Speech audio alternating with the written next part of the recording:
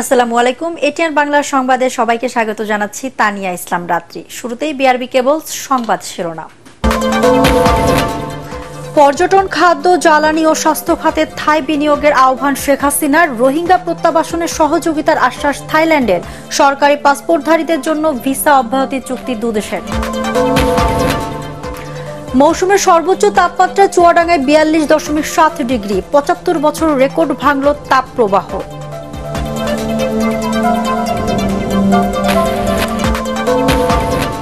বিএনপিকে ছাড়াই দেশের গণতন্ত্র ভালোভাবে এগিয়ে চলছে, দাবি ওবায়দুল কাদেরের। জনসম্পৃক্ত কর্মসূচি নিয়ে মাঠে ফেরার প্রস্তুতি দলটি।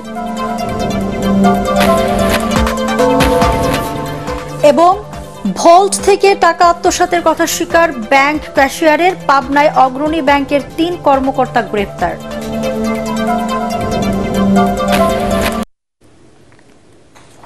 শুনছিলেন বিআরবি কেবল সংবাদ শিরোনাম। এবার বিস্তারিত সংবাদ। দুই দেশের সরকারি পাসপোর্টধারীদের জন্য ভিসা অব্যাহতি চুক্তি করল বাংলাদেশ ও থাইল্যান্ড। এছাড়াও দুই দেশের মধ্যে জ্বালানি, পর্যটন ও শুল্ক সংক্রান্ত পারস্পরিক সহযোগিতার বিষয়ে সমঝোতা হয়েছে। মুক্ত বাণিজ্য নিয়ে আলোচনা শুরু করতে দুই দেশের মধ্যে লেটার অফ ইন্টেন্ট LOI সই হয়েছে। নিরঞ্জন দেবের ছবিতে ব্যাংকক থেকে আরো জানাচ্ছেন আপেল মাহমুদ। থাইল্যান্ড সফরের তৃতীয় দিনে স্থানীয় সময় সকাল 10টায় ব্যাংককে দেশটির প্রধানমন্ত্রীর কার্যালয়ে আসেন বাংলাদেশের প্রধানমন্ত্রী শেখ হাসিনা। লাল গালিচা উষ্ণ অভ্যর্থনার মাধ্যমে বাংলাদেশের প্রধানমন্ত্রীকে স্বাগত জানান থাই প্রধানমন্ত্রী। থাই সশস্ত্র বাহিনীর একটি চৌকস দল গার্ড অব অনার প্রদান করে। এ সময় গার্ড পরিদর্শন করেন প্রধানমন্ত্রী। এরপর দুই দেশের প্রধানমন্ত্রী শেখ হাসিনা ও শ্রেথা থাভিসিন একান্ত বৈঠক করেন। প্রায় 30 মিনিট ধরে চলে তাদের এই বৈঠক। পরে পারস্পরিক স্বার্থ সংশ্লিষ্ট নানা বিষয় নিয়ে দ্বিপক্ষীয় বৈঠক করেন দুই সরকার প্রধান। দুই দেশ সরকারি পাসপোর্টধারীদের জন্য ভিসা অব্যাহতি চুক্তিতে সম্মত হয়। এছাড়াও জ্বালানি, পর্যটন ও শুল্ক সংক্রান্ত পারস্পরিক সহযোগিতার বিষয়ে সমঝোতা ও মুক্ত বাণিজ্য নিয়ে আলোচনা শুরু করতে দুই দেশের মধ্যে লেটার অব ইন্টেন্টে সম্মত হয় বাংলাদেশ ও থাইল্যান্ড। পরে দুই দেশের সরকার প্রধানের উপস্থিতিতে চুক্তি ও সমঝোতা স্মারকে সই করে ঢাকা ও ব্যাংকক। এ সময় যৌথ সংবাদ সম্মেলন করেন দুই প্রধানমন্ত্রী। এ সময় শেখ হাসিনার সফরকে ঐতিহাসিক বলে উল্লেখ করেন থাইল্যান্ডের প্রধানমন্ত্রী শ্রেথা থাভিসিন। রোহিঙ্গা প্রত্যাবাসনে বাংলাদেশকে সহযোগিতার আশ্বাস দেন থাই প্রধানমন্ত্রী। We also attach importance to the improvement of infrastructure and connectivity. The commencement of direct shipping between Ranong Port and Chittagong Port will enhance our maritime connectivity and help bolster our economic activity. প্রধানমন্ত্রী শেখ হাসিনাও বাংলাদেশের সাথে থাইল্যান্ডের ঐতিহাসিক সম্পর্ক তুলে ধরেন। তার সফরের মধ্য দিয়ে দুই দেশের সম্পর্ক আরো জোরদার হয়েছে বলে জানান তিনি। We see Thailand as a very important and dynamic partner in our engagement with the vibrant economies of Southeast Asia. We both agreed to commence our negotiations on a free trade agreement FTA by the year 2024. প্রস্তাব দেন বাংলাদেশের পর্যটন, খাদ্য প্রক্রিয়াকরণ ও স্বাস্থ্য খাতে থাই বিনিয়োগের সহযোগিতার। Benefits from Thai knowledge, experience and best tourism practices. We signed the Memorandum of Understanding on Cooperation in the field of tourism. এ সময় থাই প্রধানমন্ত্রীকে বাংলাদেশ সফরের আমন্ত্রণ জানান প্রধানমন্ত্রী Sheikh Hasina. Return visit to Bangladesh. চুক্তি আর সমঝোতা স্মারক সই হওয়ার মধ্য দিয়ে থাইল্যান্ডের সাথে বাংলাদেশের সম্পর্ক নতুন উচ্চতায় পৌঁছালো। এর মাধ্যমে বাংলাদেশের পর্যটন খাতকে সমৃদ্ধ করার পাশাপাশি রোহিঙ্গা সংকট মোকাবেলায় বাংলাদেশের পাশে থাকার আশ্বাস দিলেন থাই প্রধানমন্ত্রী। Apple Mahmud, ATN Bangla, Bangkok, Thailand. বিদেশে দেশের ভাবমূর্তি উজ্জ্বল করতে প্রবাসী আওয়ামী লীগকে নির্দেশ দিয়েছেন প্রধানমন্ত্রী শেখ হাসিনা। ব্যাংককে স্থানীয় সময় বিকালে প্রধানমন্ত্রীর সাথে সৌজন্য সাক্ষাৎ করতে গেলে প্রবাসীদের এই নির্দেশ দেন তিনি। এ সময় থাইল্যান্ড আওয়ামী লীগ সংগঠনকে আরও গতিশীল করতে প্রয়োজনীয় পদক্ষেপ নিতে পররাষ্ট্রমন্ত্রী ও দলের যুগ্ম সাধারণ সম্পাদক ডক্টর হাসান মাহমুদকে দায়িত্ব দেন আওয়ামী লীগ সভাপতি। এছাড়া প্রবাসীদের ব্যবসা বাণিজ্যের খোঁজ নেন প্রধানমন্ত্রী।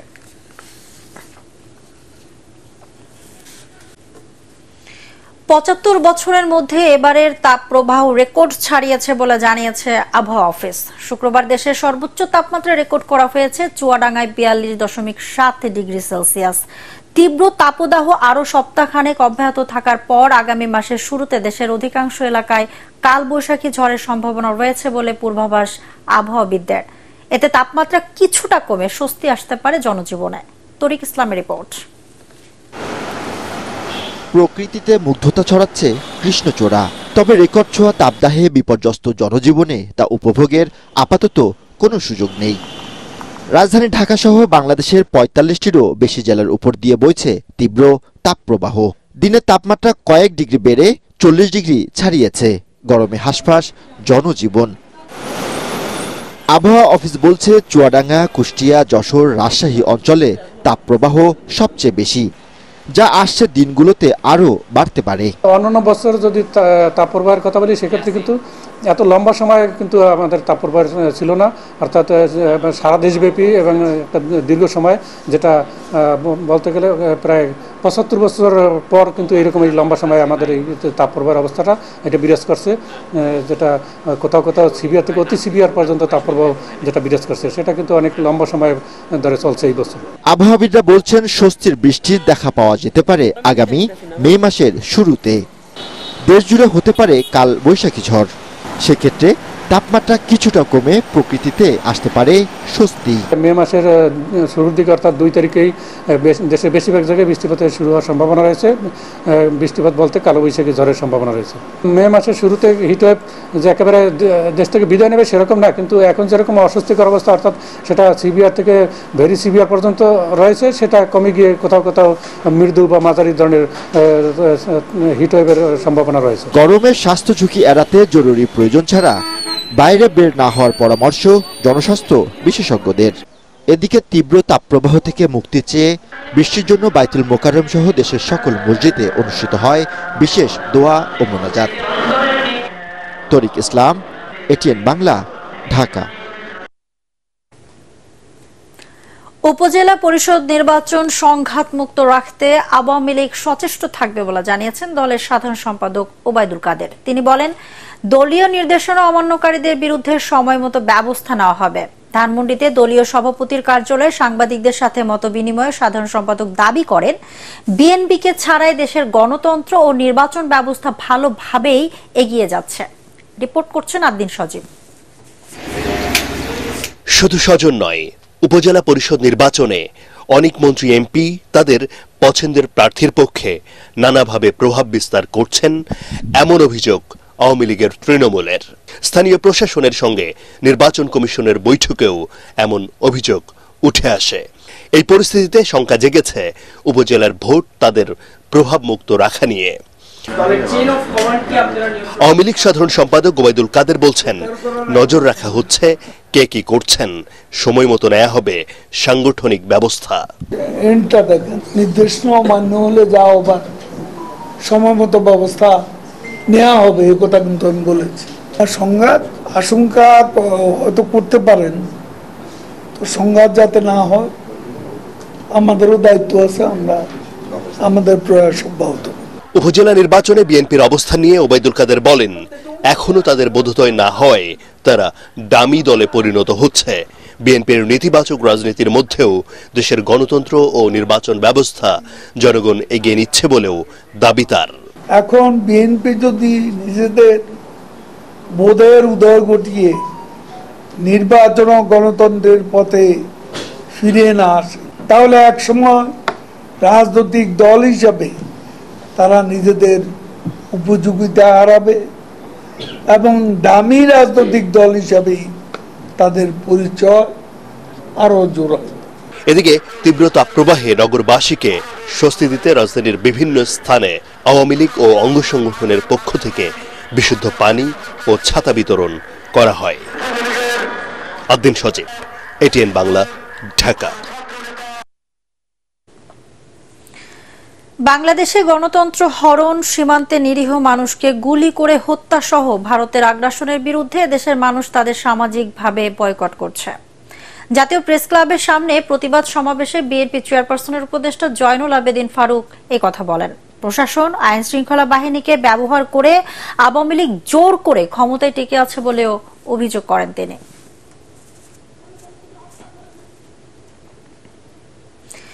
তাপদাহের উত্তাপ নিত্যপণ্যের বাজারেও। সপ্তাহের ব্যবধানে দাম বেড়েছে মাছ, মাংস, সবজি সহ সব ধরনের নিত্যপণ্যের। ক্রেতা বিক্রেতারা বলছেন এমন গরমে বেঁচে থাকাটাই এখন সবচেয়ে বড় চ্যালেঞ্জ। আরো জানাচ্ছেন মাজহারুল হক মুহাজির। দেশজুড়ে চলছে তীব্র তাপপ্রবাহ। প্রচণ্ড গরমে অতিষ্ঠ জনজীবন। তীব্র গরমের মাঝে পণ্যের দাম গরমের মাত্রা আরও বাড়িয়ে দিয়েছে। তারপরও বাজারে আসতে হয় নিম্ন মধ্যবিত্ত শ্রেণীর মানুষজনের। বাজার না করলে খাবেটা কি? এদিকে মাসের শেষ ছুটির দিনে রাজধানীর কারওয়ান বাজার যেন একেবারেই ক্রেতাশূন্য। যারা আসছেন তারাও নিত্যপণ্যের দাম নিয়ে ক্ষুব্ধ, বিরক্ত। এই প্রকৃতির গরম, বাজারের দাম সবকিছু মিলে সাধারণ মধ্যবিত্ত মানুষগুলো স্টক করবে, মারা যাবে। বাজারে যদি আলুর দাম 100 টাকা হয়, that doesn't affect them at all, that affects us, যারা আমরা মধ্যবিত্ত বা নিম্ন মধ্যবিত্ত যারা। আসলে মানুষ এখন বেঁচে থাকাই হচ্ছে চ্যালেঞ্জ। ক্রেতারা বলছেন তীব্র গরমের সুযোগে আরও দাম বাড়াচ্ছেন কিছু অসাধু ব্যবসায়ীরা। এতে ভোগান্তিতে পড়ছেন সবাই। মাংসের বাজারে গেছি, মাংস 800 টাকা করে। মাছ কিনবো, মাছ থেকে মানুষ মুখ ফিরে নিচ্ছে। গরমে আসলে মাছ মাংস ভালো লাগে না, আর দামও অনেক। গরমে সবজি তাজা রাখতে কিছুক্ষণ পর পর পানি ছিটালেও তা টিকছে না। লোকসান দিয়ে এসব সবজি বিক্রি করতে হচ্ছে দাবি বিক্রেতাদের। গরমে আর উত্তাপ বেড়েছে মাছ মাংসেরও। গরু আগে 2টা বেচা, মানে একটা জবাই করে বসে রয়েছি। গোস গরমে নষ্ট হয়ে যায়, বিক্রি করেন যায় না, বেচা কিনা কম। দাম কম হলে না পাবলিকে বেশি কিনে। গরমে তো সবজি তো নষ্ট হয়ে যায়, এত রোদে গাছে ফল তো ধরতেছেন।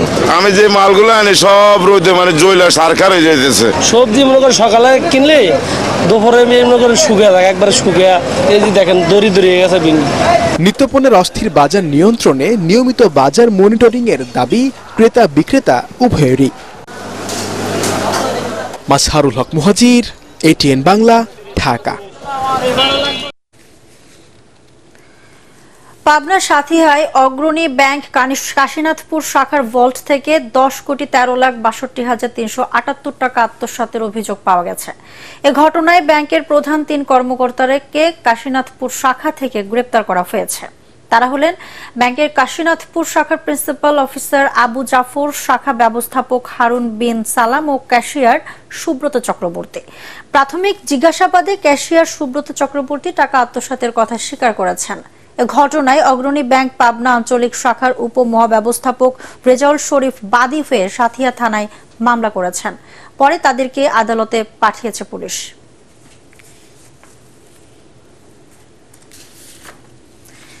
ধানমন্ডি গভর্নমেন্ট বয়েজ হাই স্কুলের 60 বছরে পদার্পণ এবং ঈদ পুনর্মিলনী উপলক্ষে এক মিলন মেলার অনুষ্ঠানের আয়োজন করা হয়। এতে স্কুলের 50টি ব্যাচের কয়েকশো শিক্ষার্থী অংশ নেয়। রাজধানীর বিরুলিয়ায় ঢাকা বোট ক্লাবে অনুষ্ঠানের আয়োজন করে স্কুলটির প্রাক্তন শিক্ষার্থীদের সংগঠন ডেক্সা। শিক্ষার্থীদের অংশগ্রহণে নাচে গানে জমে উঠেছিল পুরো আয়োজন। প্রাক্তন শিক্ষার্থীদের একত্রিত করে দিনটিকে স্মরণীয় করে রাখার জন্যই এই ধরনের ব্যতিক্রমী আয়োজন বলে জানান উদ্যোক্তারা।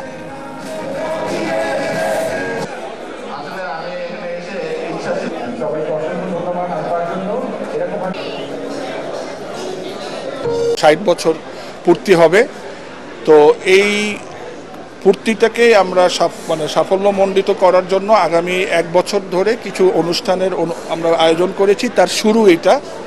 এখান থেকে আমরা প্ল্যান করব যে আমাদের 60 বছর পূর্তি অনুষ্ঠানে আমরা কি করব, কবে হবে, এর মধ্যে আমরা কি করতে চাই এবং বিভিন্ন সমাজ কল্যাণমূলক অনুষ্ঠান কাজও আমরা করতে চাই এর মধ্যে। তো এইটারই আর কি একটা জাস্ট শুরু আছে। এবারে পার্টেক্স খেলার খবর।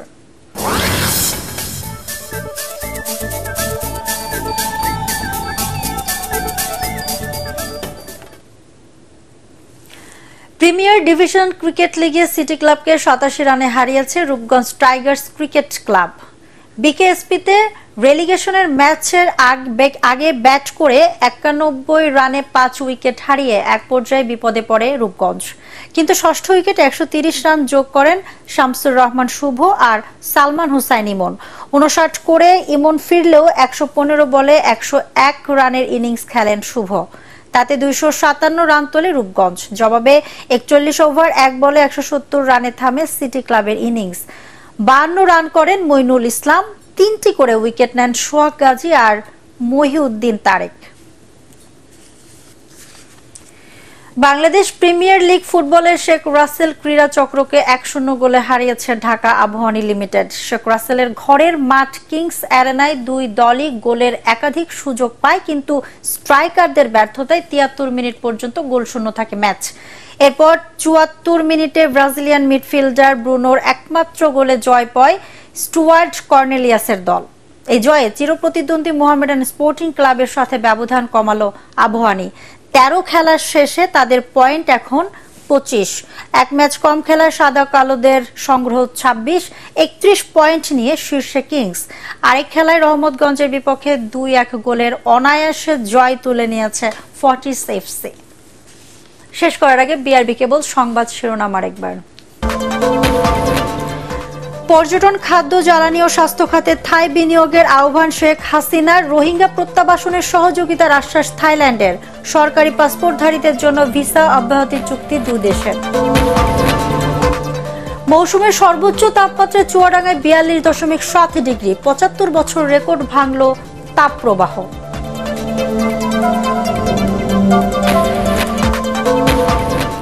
বিএনপিকে ছাড়াই দেশের গণতন্ত্র ভালোভাবে এগিয়ে চলছে, দাবি ওবায়দুল কাদেরের। জনসম্পৃক্ত কর্মসূচি নিয়ে মাঠে ফেরার প্রস্তুতি দলটির।